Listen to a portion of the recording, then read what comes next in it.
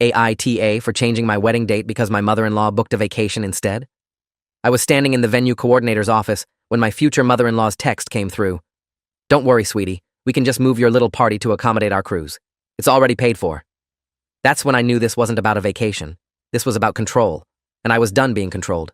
Looking back now, I should have seen the warning signs earlier. But when you're in love, when you're planning a future with someone, you overlook things. You make excuses.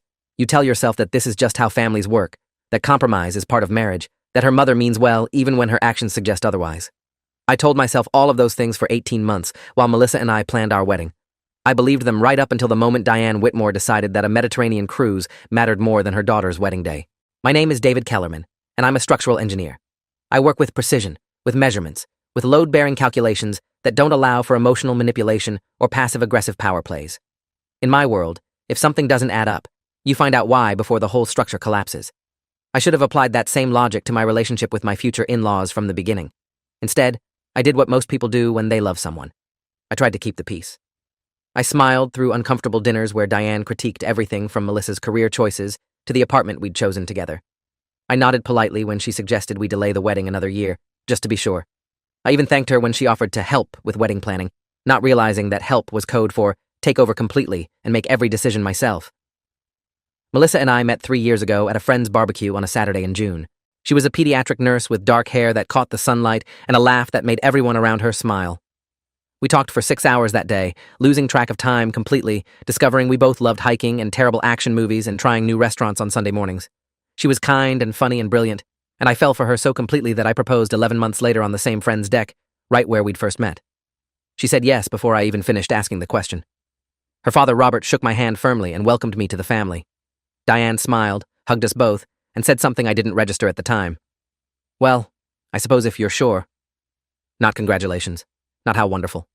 Just that tiny seed of doubt, planted deliberately, that I wouldn't understand until much later. The wedding planning started simply enough. We set a date, October 15th, a year and a half away, at a beautiful vineyard estate about 90 minutes from the city. The venue had this incredible covered terrace overlooking rows of grapevines, with space for 150 guests and an event coordinator named Veronica Price, who'd been doing this for 23 years. Melissa and I toured it on a Wednesday afternoon in March, and we both knew immediately it was perfect. We put down our deposit that same day, signed the contract, and started building our guest list. We were excited. We were happy. We were completely unprepared for what Diane had planned. The first real warning sign came about 6 months into our planning, during a family dinner at the Whitmore's house. Diane had insisted we come over to discuss wedding details, which should have been my first clue that something was wrong. Melissa and I had already hired Veronica, already chosen our photographer, already booked the caterer. But Diane had printed out a 3-ring binder full of what she called suggestions. Different venues, different color schemes, different everything. When Melissa gently explained that we'd already made most of our major decisions, Diane's smile tightened just slightly at the corners. "Of course, dear," she said, her voice honey-sweet and cold as ice. "I just thought you might want some guidance from someone with more experience." She emphasized that last word like a scalpel, precise and cutting. Robert cleared his throat and changed the subject, and I watched Melissa's shoulders tense in a way that told me this wasn't the first time her mother had undermined her decisions. I started paying more attention after that. I noticed how Diane would ask Melissa about wedding plans and then immediately criticize every choice we'd made. The flowers were too expensive, the menu was too ambitious, the venue was too far for elderly relatives. She never outright said we were making mistakes, but she'd sigh heavily and say things like, "Well, it's your wedding," in a tone that clearly meant, "and you're ruining it." Melissa would get quiet after these conversations, and I'd find her staring at her laptop at midnight, second-guessing decisions we'd been thrilled about just days before. When I asked if she wanted me to talk to her mother, she'd shake her head and say it was fine, that Diane just wanted to be involved, that this was normal mother-daughter stuff. I didn't push. I should have pushed. The second warning sign came in July, 9 months before the wedding. Diane called Melissa while we were having dinner at our apartment. I could only hear one side of the conversation, but I watched Melissa's face cycle through confusion, frustration, and then resignation.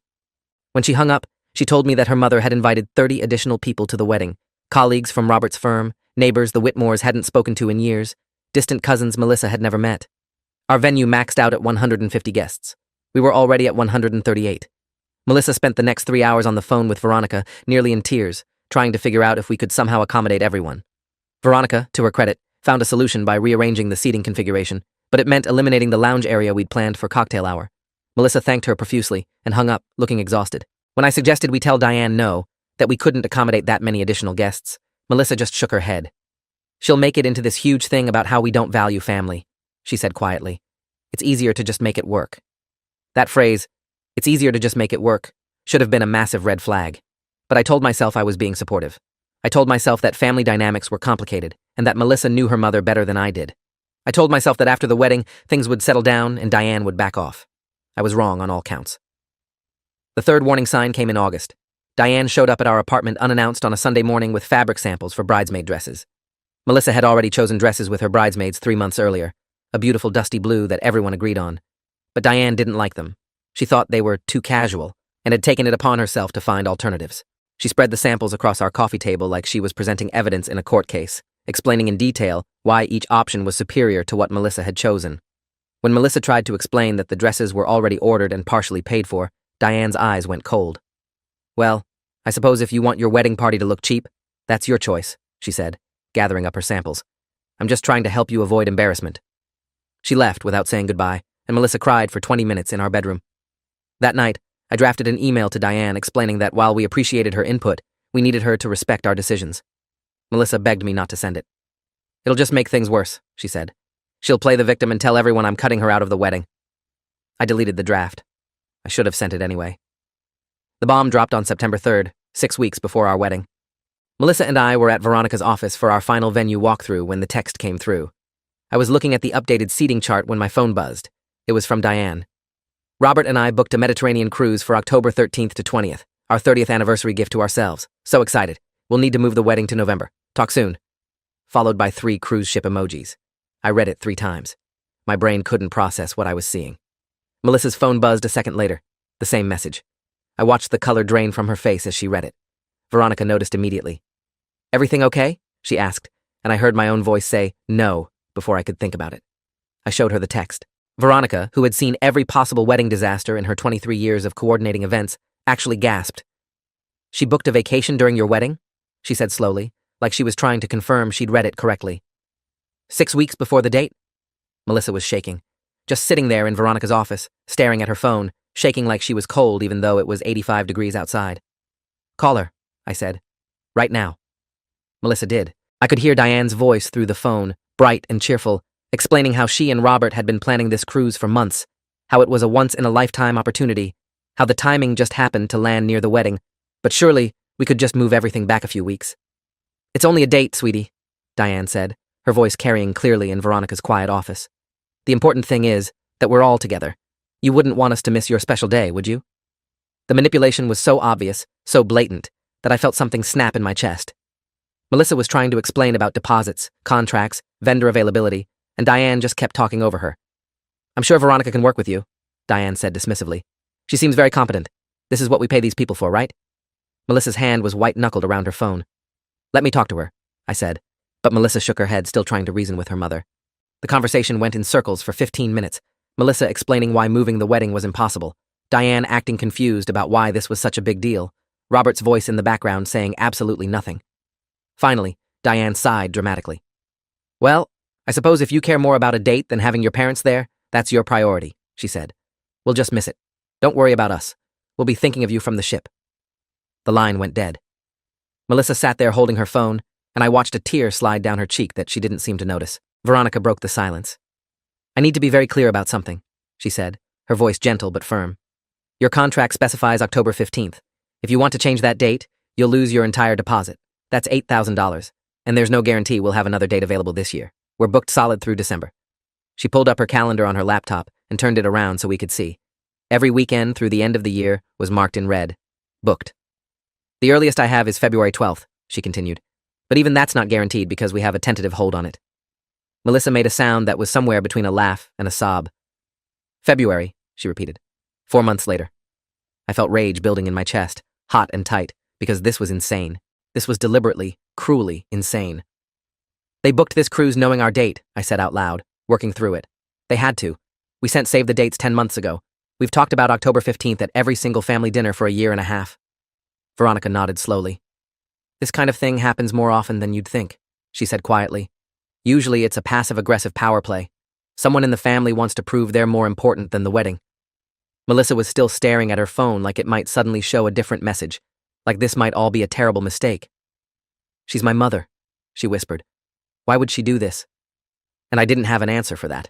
Because the truth, that Diane was sabotaging her own daughter's wedding to maintain control, was too ugly to say out loud.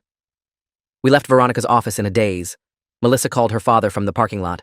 Robert answered on the third ring, and I could hear the strain in his voice even from 3 feet away. "Sweetheart, I know you're upset," he said carefully. "Your mother really didn't mean for this to become such a big thing."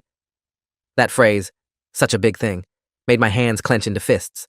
This wasn't a small thing. This was their daughter's wedding. "Dad, you knew our date," Melissa said, her voice breaking. "You've known for 18 months.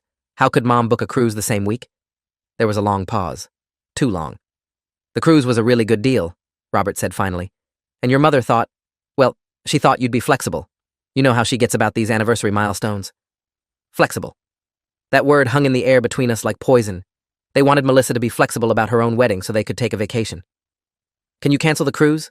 Melissa asked, and I could hear the desperation in her voice. Another pause. "Your mother doesn't want to cancel," Robert said slowly. "She's very excited about it. And honestly, honey, is it really worth all this drama? Can't you just move the wedding?" I took the phone from Melissa's hand before I could stop myself. "Robert, this is David," I said, keeping my voice level even though I wanted to scream. "Moving the wedding means losing $8,000 in deposits and pushing everything back 4 months minimum. That's not reasonable." Robert sighed. "I hear you, David, but you have to understand. Your mother-in-law has her heart set on this trip. Maybe you two could do something small in October and have the big celebration later." Something small. Like our wedding was just an inconvenient scheduling conflict. "We're not moving our wedding," I said, and hung up. Melissa stared at me with wide eyes. "David, what are we going to do?" she asked, and the defeat in her voice broke something in me. Because in that moment, I realized we had 2 choices. Give in to Diane's manipulation and spend the rest of our marriage being controlled by her whims, or draw a line in the sand right now and deal with the fallout. I chose the line. "We're keeping our date," I said. "October 15th, just like we planned. If your parents want to miss it for a cruise, that's their choice." Melissa's eyes filled with tears. "She'll never forgive me," she whispered. "The whole family will think I'm a terrible daughter." I took her hands. "Anyone who thinks you're terrible for keeping your own wedding date isn't thinking clearly," I said. "Your mom is the one who created this situation, not you." But even as I said it, I knew how this would play out. Diane would twist this into Melissa being selfish and ungrateful. She'd make herself the victim. She'd poison every family relationship she could reach. And Melissa, who'd spent her whole life trying to please her mother, would bear the weight of all that blame. We spent that night in our apartment, Melissa crying intermittently while I researched family therapy and boundary setting. Around midnight, her phone started buzzing with texts from relatives. Diane had already started her campaign. "Heard about the wedding conflict?" her aunt texted. "Can't believe you won't move the date for your parents' anniversary trip. That's really selfish, Mel." Another from a cousin. "Your mom is heartbroken. She just wants to celebrate 30 years with your dad. Why can't you be more understanding?" Text after text, each one another knife. Melissa turned off her phone at 1 a.m. and curled up in bed, and I held her while she shook with silent sobs. In the morning, I called my own mother and explained the situation. She was quiet for a long moment. "That woman is a narcissist," she said flatly. "And she's been controlling Melissa for so long that Melissa doesn't even see it. You need professional help with this, David. This isn't just about a wedding anymore." She was right. On Monday morning, I contacted a family therapist named Dr. Helen Garrison, who specialized in narcissistic family systems. She'd been practicing for 19 years and came highly recommended. I explained the situation in an email, attaching screenshots of Diane's texts and the messages from relatives. Dr. Garrison responded within 3 hours with an appointment time for that Wednesday. When I told Melissa about it, she looked at me like I'd suggested we join a cult. "Therapy? David, we don't need therapy. We just need to figure out how to handle this." But I was firm. "We need professional guidance," I said, "because whatever we do next is going to affect the rest of our lives with your family. I want to make sure we do it right." She agreed reluctantly, and on Wednesday afternoon at 3 p.m., we sat in Dr. Garrison's office and laid out the whole situation. Dr. Garrison listened without interrupting, taking notes on a yellow legal pad. When we finished, she set down her pen and looked at us both seriously. "What you're describing is a classic narcissistic control pattern," she said. "Your mother has spent your entire life training you to prioritize her needs over your own, Melissa. And now that you're creating a life separate from her, getting married, making independent choices, she's escalating her control tactics to reassert dominance." Melissa shook her head. "She's not a narcissist," she said automatically. She has strong opinions. She wants to be involved." Dr. Garrison's expression was compassionate, but firm. "A mother who books a vacation during her daughter's wedding, knowing it will force the daughter to choose between the wedding date and having her parents present, is not trying to be involved. She's trying to control. And when you didn't immediately capitulate, She recruited other family members to pressure you. That's not love, Melissa. That's manipulation. The session lasted 90 minutes. By the end, Melissa was crying again. But this time it felt different, like something was breaking open instead of breaking down. Dr. Garrison gave us homework. Document every interaction with Diane, set clear boundaries, and prepare for what she called extinction bursts, the moment when a narcissist realizes they're losing control and escalates their behavior to an extreme degree. Your mother will not take this well, Dr. Garrison warned. She'll likely do something dramatic to regain the narrative. You need to be prepared for that. We scheduled a follow-up session for the following week and left with a reading list about narcissistic family systems. That night, Melissa wrote her mother an email. It took her 3 hours and 15 drafts. The final version was short. Mom and Dad, we will not be moving our wedding date. October 15th has been set for 18 months. If you choose to take your cruise instead of attending, we'll miss you. But we understand. The decision is yours. Love, Melissa. She hit send at 11:23 p.m. Diane's response came at 11:25 p.m. 2 minutes. I cannot believe you would choose a party over your own parents. You've become so selfish since you started dating David. Maybe that's his influence. I'm heartbroken, Melissa. Truly heartbroken. Don't expect me to just get over this. Then radio silence. For 3 days, nothing. No calls, no texts, no emails. Melissa checked her phone compulsively, and I watched her oscillate between relief and panic. On day 4, Robert called. Your mother is devastated, he said without preamble. She's been crying for days. She really thought you'd come around. Melissa's voice was steady when she responded. We're not moving the wedding, Dad. I'm sorry Mom is upset, but this is our day. Robert sighed heavily. You know she's going to go on that cruise, he said. And then she'll have to live with missing your wedding. Is that really what you want? The manipulation was so blatant I almost laughed. We want Mom and Dad at our wedding, Melissa said carefully. But we're not changing our date. If you choose the cruise, that's your choice. Robert hung up. That afternoon, Diane posted on social media a long, emotional message about how she'd raised her daughter with love and sacrifice, how she'd always put Melissa first, and how heartbroken she was that Melissa couldn't do the same for her parents' milestone anniversary. She didn't mention the wedding directly, but the implication was clear. The comments section filled with support for Diane. You're such a devoted mother. Your daughter doesn't know how lucky she is. Young people today are so entitled. Melissa's phone exploded with notifications. Friends from high school, distant relatives, people we hadn't talked to in years, all reaching out to tell Melissa she was being unreasonable. I watched her read through them, her face getting paler with each one. They all think I'm the bad guy, she whispered. No one sees what she's doing. That's when I made a decision. I created a detailed document. 6 pages, single-spaced, with a timeline of every manipulative thing Diane had done during our wedding planning. The unsolicited binder of suggestions, the 30 uninvited guests, the fabric samples, the cruise booking. I included screenshots of every text, every email, every social media post. I cited Dr. Garrison's professional assessment, with her permission, explaining the narcissistic control pattern. I ended with a simple statement. We love the Whitmores and want them at our wedding. We have not changed our date, canceled anything, or made any unreasonable demands. We simply asked them to honor the commitment they made 18 months ago when we announced our date. They chose a cruise instead. That is their choice, and we respect it. But we will not be manipulated into changing our wedding to accommodate a vacation. I sent it to my parents, my siblings, and Melissa's closest friends. Not to her family. Not yet. I wanted people who knew us well to have the truth first. The response was immediate and overwhelming. My mother called within an hour. I knew Diane was difficult, but this is worse than I thought, she said. This is abuse, David. Emotional abuse. Melissa's best friend, Natasha, one of her bridesmaids, texted a string of expletives followed by, I'm so sorry I didn't see this earlier. Your mom has always been controlling, but I thought it was just her personality. This is deliberate. One by one, our actual support system rallied, not with empty platitudes or both sides-ism, but with clear, unequivocal support. You're doing the right thing, my brother told me. Don't back down. It felt like someone had turned on the lights in a dark room. Suddenly, we weren't alone anymore. But Diane wasn't done. On September 18th, 2 weeks after the cruise bombshell, she escalated. She called Veronica directly. Somehow she'd gotten the venue coordinator's number and told her we were canceling the wedding. Veronica, professional to her core, called me immediately to verify. I have Diane Whitmore on hold claiming she has authority to cancel your event, Veronica said, her voice tight. I'm not doing anything until I speak with you and Melissa directly. My hands were shaking when I called Melissa at work. Your mother tried to cancel our wedding, I said flatly. Melissa went completely silent. Then, what? I explained what Veronica had told me. Melissa left work immediately. We conference called Veronica from our apartment 30 minutes later. I need explicit verbal confirmation from both of you that Diane Whitmore has no authority over this event, Veronica said, and I could hear the strain in her voice. And honestly, I need to document this. This is beyond anything I've dealt with before. We gave her the confirmation. Veronica added a password to our account, something Diane couldn't possibly know.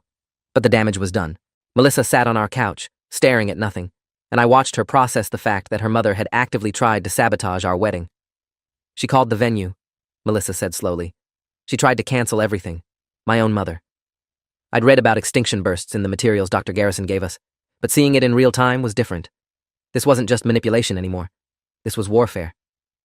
That evening, we had an emergency session with Dr. Garrison. This is textbook escalation, she said grimly. Diane is losing control of the narrative, so she's trying to force the outcome she wants. You need to prepare for her to do something even more drastic. Melissa looked exhausted. What could be more drastic than trying to cancel our wedding? She asked. Dr. Garrison's expression was sympathetic, but serious. Narcissists in extinction mode will sometimes create emergencies to force compliance. Fake illnesses, financial crises, threats of self-harm. I'm not saying Diane will do those things, but you need to be emotionally prepared for the possibility. We added a password to our caterer, photographer, and florist accounts. I sent a formal email to all our vendors explaining that only Melissa and I had authority to make changes, and any calls from Diane Whitmore should be ignored and reported to us immediately. It felt insane, having to protect our own wedding from Melissa's mother, but the attempted cancellation had shown us exactly what we were dealing with. Then, on September 25th, 3 weeks before the wedding, Diane played her final card. She posted on social media that she'd been diagnosed with a serious heart condition and needed surgery. The post was long and detailed, full of medical terms and expressions of fear about not making it through the procedure. The comments section exploded with sympathy. Friends and relatives reached out to Melissa in droves. Your mom is sick, and you're still refusing to move the wedding? She could die, and you care more about a party? How can you be so heartless? Melissa's phone buzzed nonstop for 3 hours straight, but something in me had shifted. I called Robert's cell phone. Is Diane actually sick? I asked bluntly. Long pause. She's having some tests done, Robert said carefully. Some irregular heartbeats. The doctors are concerned. Not a heart condition, not surgery. Tests. So she's not having surgery? I pressed. Another pause. Not scheduled yet, Robert admitted, but they might recommend it. I hung up and turned to Melissa. Your mother is lying, I said. She's having tests for irregular heartbeats. There's no surgery scheduled. She's creating a medical emergency to force us to move the wedding. Melissa looked at me with hollow eyes. How do you know that? She asked. Your dad just told me, I said, and played her the recording. I'd started recording all calls with the Whitmores after the cancellation attempt. Some tests. Might recommend it. That's not a heart condition requiring surgery, Melissa. That's a woman weaponizing her health to manipulate her daughter. We scheduled another emergency session with Dr. Garrison. This is exactly what I warned you about, she said. Diane is creating a crisis that positions her as the victim and you as the villain. If you move the wedding, she learns that medical scares work. If you don't move it and she's fine, she'll claim you didn't care. If you don't move it and something does happen to her health, she'll blame you forever. The no-win scenario was suffocating. What do we do? Melissa asked, and I could hear 30 years of conditioning in her voice. The automatic assumption that she was responsible for her mother's feelings, her mother's health, her mother's choices. Doctor. Garrison leaned forward. You do exactly what you've been doing, she said firmly. You maintain your boundary, you express concern for her health, and you refuse to let her medical claims, real or fabricated, control your decisions. You can care about her and keep your wedding date. Those things aren't mutually exclusive. Melissa drafted another email. Mom, I'm concerned to hear about your health issues. Please keep me updated on what the doctors say, and let me know if there's anything I can do to support you. Our wedding date remains October 15th. I hope you'll be feeling well enough to attend. Short, compassionate, boundaried. She sent it at 8:45 p.m. on September 26th. Diane's response came 90 seconds later. I can't believe you're still putting a party before your dying mother. I've never been so hurt in my life. Don't bother calling. I need to preserve my energy for my health. Dying. She'd upgraded from serious heart condition to dying in the span of one social media post to one email. The escalation was almost funny in its transparency. Almost. Melissa showed the email to Natasha, who responded with a single text. Your mom is full of shit, and everyone who knows her well knows it. Stand your ground. The next week was a nightmare of social pressure. Diane's friends, their church community, distant relatives, all reaching out to tell Melissa she was making a terrible mistake. Some were genuinely concerned, believing Diane's medical claims. Others clearly enjoyed the drama. A few told Melissa point blank that she'd regret this when her mother was dead. Each message was another cut, another weight added to Melissa's shoulders. I watched the woman I loved being systematically destroyed by her own family, and there was nothing I could do except stand beside her and keep reinforcing that she wasn't crazy, she wasn't selfish, she wasn't wrong. Dr. Garrison increased our sessions to twice weekly. You're doing the hardest thing a person can do, she told Melissa during one session. You're breaking a generational pattern of manipulation and control. It's supposed to feel this terrible. That's how you know you're doing it right. On October 1st, 2 weeks before the wedding, I made a decision. I contacted a family law attorney named Patricia Wu, who'd been practicing for 16 years and specialized in boundary issues between adult children and toxic parents. I explained everything: the cruise, the attempted cancellation, the fake medical crisis. Patricia listened carefully and then asked me a question that changed everything. Have you considered going no contact after the wedding? I hadn't. The thought seemed so extreme, so final. I don't know if Melissa would do that, I said honestly. Her mother is still her mother. Patricia's voice was gentle but firm. David, Diane has shown you who she is. She sabotaged her daughter's wedding, tried to cancel it behind your backs, and is now faking a medical emergency to manipulate you.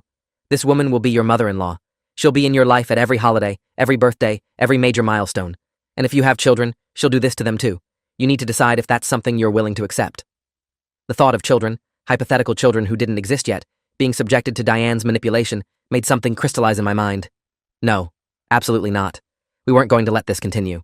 I brought it up with Melissa that night after another therapy session. I think we need to consider going no contact with your mother after the wedding, I said carefully. Not as punishment, as protection. Melissa's eyes widened. David, I can't cut off my own mother, she said automatically. She's family. And I understood that response, understood 30 years of conditioning telling her that family meant tolerating abuse, that love meant accepting manipulation, that being a good daughter meant sacrificing her own peace. Your mother tried to cancel our wedding, I said quietly. She's faking a health crisis to control you. She's recruited dozens of people to harass you. She's made the last 2 months of our engagement absolute hell. What happens when we have kids and she disagrees with how we parent? What happens when she decides she wants us to move closer to her? When does it end, Mel? She didn't have an answer. We talked for hours that night, working through 30 years of her mother's control disguised as love. Dr. Garrison had given us resources about narcissistic mothers, and we read through them together. The patterns were undeniable. The birthday parties where Diane made everything about herself. The college major Melissa had wanted but Diane had talked her out of. The ex-boyfriend Diane had loved who treated Melissa terribly, and the good boyfriend Diane had hated who made Melissa happy. Every major decision in Melissa's life, Diane had been there, manipulating the outcome to match her preferences. She does this with everything, Melissa said slowly, like she was seeing her entire life through a new lens. She always has. I just thought that was normal. It wasn't normal. It was abuse. And saying it out loud, naming it, seemed to lift something off Melissa's shoulders. On October 8th, 1 week before the wedding, Diane made her final play. She posted on social media that she'd been hospitalized. The post was dramatic. Photos of an IV line, a hospital bracelet, monitors beeping in the background. In the ER tonight, the caption read, "Heart episode. Doctors very concerned. Praying I make it through. Tell your loved ones you love them while you can." The comments section filled with alarm and sympathy. People tagged Melissa. "Your mother is in the hospital. Get off your high horse and go see her. This is what happens when you stress out your parents." Melissa saw the post at work and immediately called Robert's cell phone. It went to voicemail. She called the hospital. Diane had tagged the location and asked for Diane Whitmore's room. "I'm sorry, we don't have a patient by that name," the receptionist said. Melissa called Robert's office. His secretary said he'd left early for a family emergency. Called Robert's cell again. Voicemail. Finally, at 6:30 p.m., Robert called back. "Where's Mom?" Melissa asked immediately. "She's at the hospital," Robert said, sounding tired. "Which hospital?" Melissa pressed. "Because I called St. Catherine's and they said she's not there." Long silence. "She's at home now," Robert said finally. They released her. Released her in less than 4 hours from a serious cardiac event? Impossible. "Dad, tell me the truth," Melissa said, her voice shaking. "Was Mom actually in the hospital or did she stage photos for social media?" The silence that followed told her everything. "Your mother is very stressed," Robert said quietly. "This whole wedding situation has been hard on her. She needed to make you understand how serious this is." Melissa hung up. She looked at me with an expression I'd never seen before. Not sadness, not anger. Clarity. "My mother faked a hospitalization to manipulate me," she said flatly.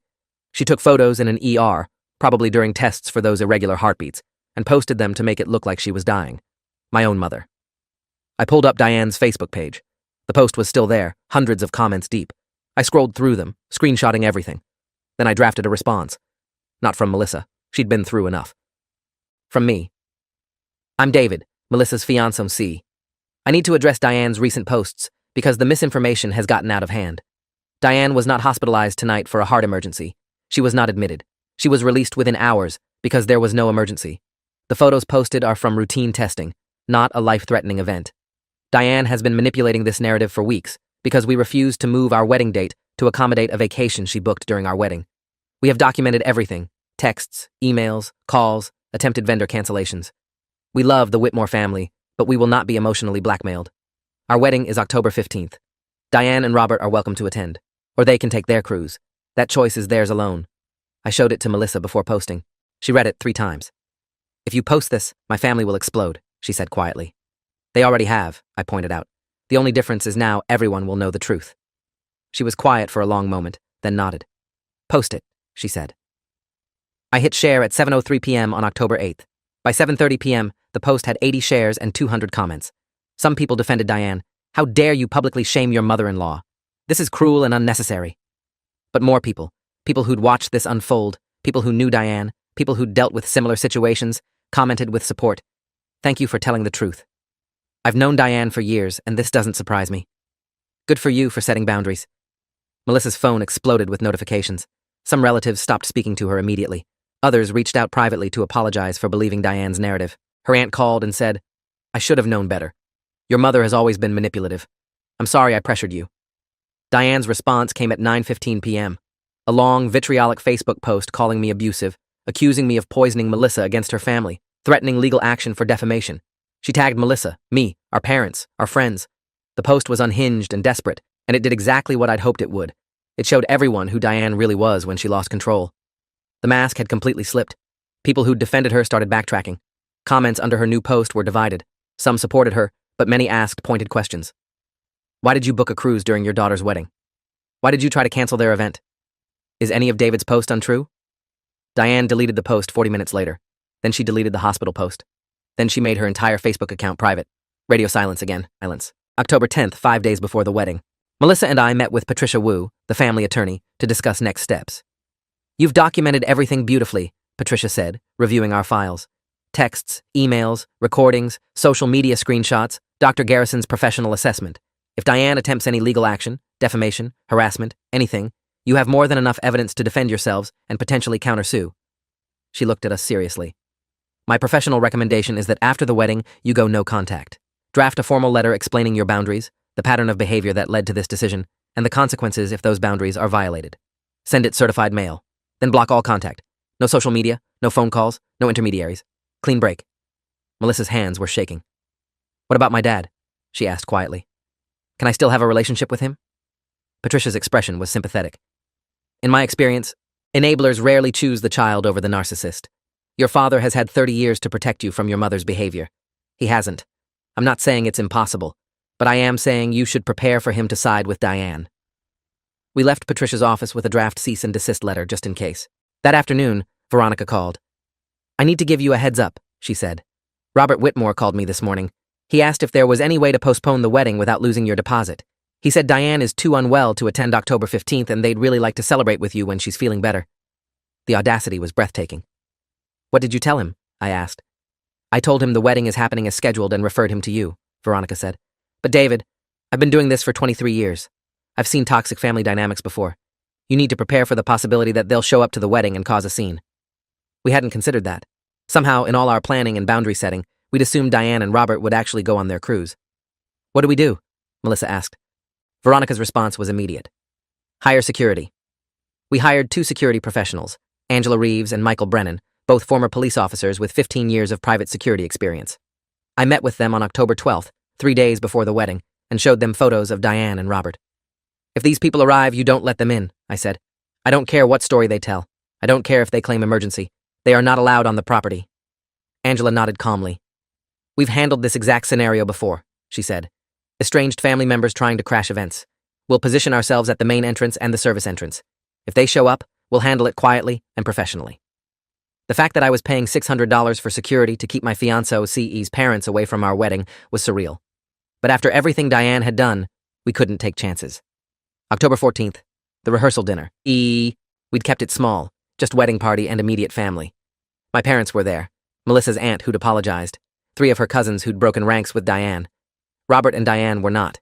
We'd sent them an invitation weeks ago. They never responded. The absence was obvious, painful, but also freeing. We rehearsed the ceremony on Veronica's terrace, the autumn sun setting over the vineyard, and for the first time in 2 months, Melissa laughed. Really laughed. Not the stressed, performative laughter of someone trying to convince themselves they're okay, but genuine joy. We had dinner at a restaurant nearby, and my dad gave a toast. To David and Melissa, to choosing your own path, to building a family based on love and respect, not manipulation and control. We're proud of you both. Everyone raised their glasses. Melissa cried, but these were good tears. Healing tears. October 15th, our wedding day. I woke up at 6 a.m. in our apartment. We decided to get ready separately, honoring the tradition, even though tradition had failed us in so many other ways. My hands were steady as I showered, shaved, put on my suit. My brother arrived at 7:30 a.m. to drive me to the venue. "How are you feeling?" he asked. "Relieved," I said honestly, like we survived something terrible and came out the other side. We arrived at the vineyard at 8 a.m. The morning was crisp and clear, leaves turning gold and red, the kind of perfect October day we'd imagined when we first chose this date. Veronica met us in the parking lot. "The security team is in position," she said quietly. "No sign of the Whitmores yet." Yet. That word hung between us. Melissa arrived at 9 a.m. with her bridesmaids. I wasn't supposed to see her before the ceremony, but she texted me at 9:30 a.m. "Can you come to the bridal suite for a minute?" I found her sitting on a velvet couch in her getting ready robe, makeup half done, phone in her hands. "Mom texted," she said quietly, showing me the screen. "I know I've made mistakes, but I'm still your mother. I love you. I hope you have a beautiful day." No apology, no acknowledgement of the sabotage, the manipulation, the lies. Just, "I've made mistakes," as if booking a cruise during her daughter's wedding and faking hospitalizations were minor social errors. Melissa looked up at me with red eyes. "Should I respond?" she asked. I sat down next to her. "Do you want to respond?" I asked. She was quiet for a long moment. "No," she said finally. I think I'm done. Is that terrible?" I took her hand. "It's not terrible," I said. "It's self-preservation." She turned off her phone and handed it to Natasha. "Don't give this back to me until after the reception," she said. "Whatever happens today, I don't want to know about it until tomorrow." The ceremony was at 3 p.m. I stood at the altar with my brother beside me, watching guests file in and take their seats. 148 people, according to Veronica's final count. Not 150, because Diane and Robert weren't there. Their absence was a hole in the crowd, obvious and painful. Melissa's cousins sat where her parents should have been, but as the string quartet started playing and Melissa appeared at the end of the aisle with her uncle, her father's brother, who'd agreed to walk her down the aisle when Robert didn't respond to her invitation, I stopped seeing the absence. I only saw her. She wore a simple ivory dress with lace sleeves, hair swept up, holding a bouquet of fall flowers, and she was crying. Happy tears this time. Pure, uncomplicated joy. We said our vows in front of our people, the ones who'd stood by us, who'd believed us, who'd refused to participate in Diane's manipulation. When the officiant pronounced us married, Melissa kissed me and whispered, "We did it. Not just got married, survived, escaped, built something new." The reception was perfect. Dinner, dancing, toasts that made us laugh and cry. My mother toasted to the bravest couple I know, who chose each other over easy peace. Melissa's uncle toasted to breaking cycles and building better. No one mentioned Diane or Robert by name, but everyone understood the subtext. Around 8 p.m., Angela Reeves found me near the bar. "Thought you should know. Robert Whitmore showed up about an hour ago, tried to talk his way in. We turned him away. He left without incident." My stomach dropped. "Was Diane with him?" Angela shook her head. "Just Robert. He seemed sad, mostly. Said he just wanted to see his daughter on her wedding day." I felt a flash of something that might have been sympathy, but then I remembered him standing by while Diane destroyed Melissa's peace for 2 months. Enablers choose sides too, even if it's by inaction. I didn't tell Melissa about Robert showing up. Not that night. She deserved one day, one perfect day, without the weight of her parents' choices. We danced until midnight, surrounded by people who loved us without conditions, who celebrated us without sabotage. When we finally left the venue, exhausted and happy, Veronica hugged us both. "You two are going to be okay," she said firmly. "You already survived the hardest part. The marriage will be easy after this." I hoped she was right. We drove to our hotel suite, collapsed on the bed still wearing our wedding clothes, and Melissa said something that broke my heart and healed it simultaneously. "I think I'm relieved they didn't come. Is that awful?" I pulled her close. "It's honest," I said, "and we're done lying to make other people comfortable." The next morning, Melissa turned her phone back on. 312 notifications. Messages from relatives, some supportive, some angry. A long text from Robert explaining that he'd tried to attend but been turned away by security, that he understood we needed boundaries, but hoped we could find a way to reconcile someday. Nothing from Diane. We spent the morning reading through messages together, Melissa's head on my shoulder, deciding which relationships were worth preserving and which were too damaged by Diane's influence. Some cousins got responses, some didn't. Robert got a brief reply. Dad, we love you, but we need space from Mom, and we can't have a relationship with you while you're enabling her behavior. When you're ready to acknowledge what she's done and set your own boundaries, we can talk. Until then, we need distance. He didn't respond. We weren't surprised. Patricia Wu drafted our formal no-contact letter the following week. It was professional, detailed, and heartbreaking. Dear Diane and Robert, after careful consideration and consultation with mental health and legal professionals, we have decided to cease contact with you indefinitely. This decision is based on a pattern of manipulative, controlling, and abusive behavior that has damaged our relationship beyond repair. Specific incidents include... It listed everything. The cruise, the attempted cancellation, the fake hospitalization, the social media campaigns. The letter ended with clear terms. Do not contact us by phone, email, social media, or through third parties. Do not appear at our home or workplaces. We will consider any violation of these boundaries to be harassment and will pursue legal remedies. We sent it certified mail on October 23rd. Diane signed for it on October 25th. The next day, she posted on Facebook, "When your child chooses an abuser over their own mother, all you can do is pray for them." We didn't respond. Dr. Garrison had prepared us for this, the final narrative twist where Diane positioned herself as the victim and me as the villain. Some people believed her. Most of the people who mattered didn't. Life moved forward. We returned to work, settled into married life, started planning the future we'd almost lost. The scars from those 2 months didn't disappear, but they became part of our story, the thing we survived together, the crucible that proved we could handle anything. Melissa started sleeping through the night again. The tension in her shoulders eased.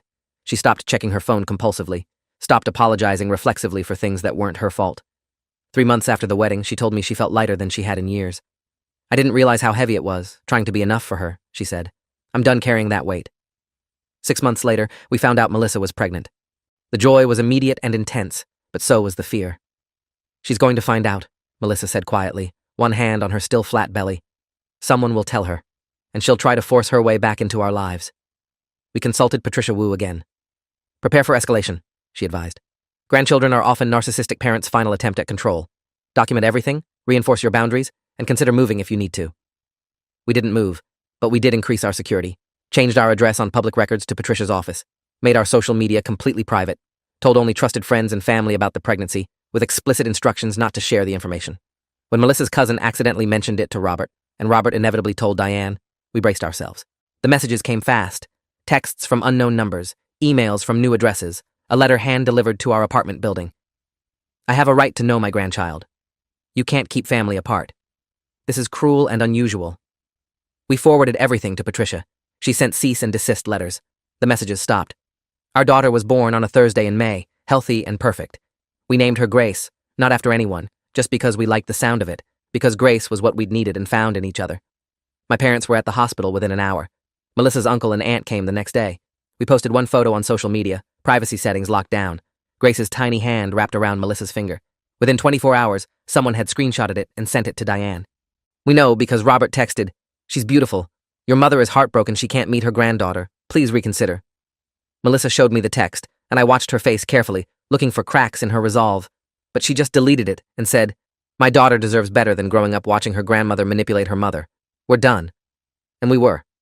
The thing about choosing yourself, about setting boundaries with people who taught you that love means sacrifice, it doesn't get easier, but it gets clearer. There are still moments when Melissa misses the mother she wished she had, when she grieves the relationship that could have been if Diane had chosen differently. There are family events where the absence is obvious, holidays that feel incomplete, moments when she wants to call her mom and then remembers why she can't. But there's also peace, there's safety, there's a life built on our own terms, free from manipulation and control. Our daughter will grow up knowing that love doesn't require tolerating abuse, that family should build you up instead of tearing you down, that sometimes the healthiest choice is walking away. Those lessons cost us everything and saved us simultaneously. It's been 3 years since the wedding that wasn't supposed to happen. Diane and Robert are still together. Robert reaches out occasionally, birthdays, holidays, with brief messages that never acknowledge what happened, never apologize, just act like we're one reconciliation away from normal. We don't respond. Diane has stopped trying directly, but maintains her victim narrative on social media for anyone who will listen. Some relatives still believe her. We've made peace with that. You can't control other people's perceptions, only your own boundaries. Our circle is smaller now, but infinitely stronger. The people in our lives are there because they love us unconditionally, not because they're obligated by blood. That difference matters more than I ever understood before October 15th. Last week, Melissa and I drove past the vineyard where we got married. It was late afternoon, golden light slanting through the vines, just like it had on our wedding day. "Want to stop?" I asked. She nodded. We walked out to the terrace where we'd said our vows, Grace toddling between us, holding both our hands. "This is where Mommy and Daddy got married," Melissa told her. Grace didn't understand, obviously. She's only 2, but she smiled anyway, pleased to be included. We stood there for a while, remembering that day, everything we'd fought through to get there, everything we'd built since. "Do you regret it?" I asked quietly. "Not changing the date? Going through all of it?" Melissa was quiet for a moment, watching Grace chase butterflies through the grass. "Not for a second," she said finally. "We saved ourselves, and we saved her." She gestured to our daughter. "From growing up thinking that kind of treatment is normal. That's worth everything we lost." She's right. It was worth it. Every difficult conversation, every severed relationship, every night Melissa cried in my arms processing 30 years of conditioning, all of it was worth the life we have now. We built something Diane couldn't touch, couldn't control, couldn't destroy. That's the real victory. Not revenge or vindication or proving her wrong. Just freedom. The quiet, hard-won freedom to build a family based on respect instead of manipulation, boundaries instead of guilt, choice instead of obligation. Our daughter will never know what it's like to have a grandmother who uses love as a weapon. That breaks my heart for what Melissa should have had and didn't. But it also fills me with pride for what we're giving Grace instead. A different legacy, a healthier model, proof that cycles can be broken. If you made it this far through our story, thank you for listening. I know it's not the tidy ending people expect from wedding stories. There's no magical reconciliation, no moment where Diane realizes what she's done and apologizes. Real life doesn't always wrap up neatly. But there is resolution. There is peace. There is a life that we chose, that we fought for, that we protect fiercely. And honestly, that's better than any fairy tale ending where we sacrificed our autonomy for the illusion of family harmony. We chose each other. We chose ourselves. We chose our daughter's future over Diane's feelings. And I'd make that choice again every single day. If you enjoyed this, you'll definitely want to see the next ones too. So subscribe now and let me know your take in the comments.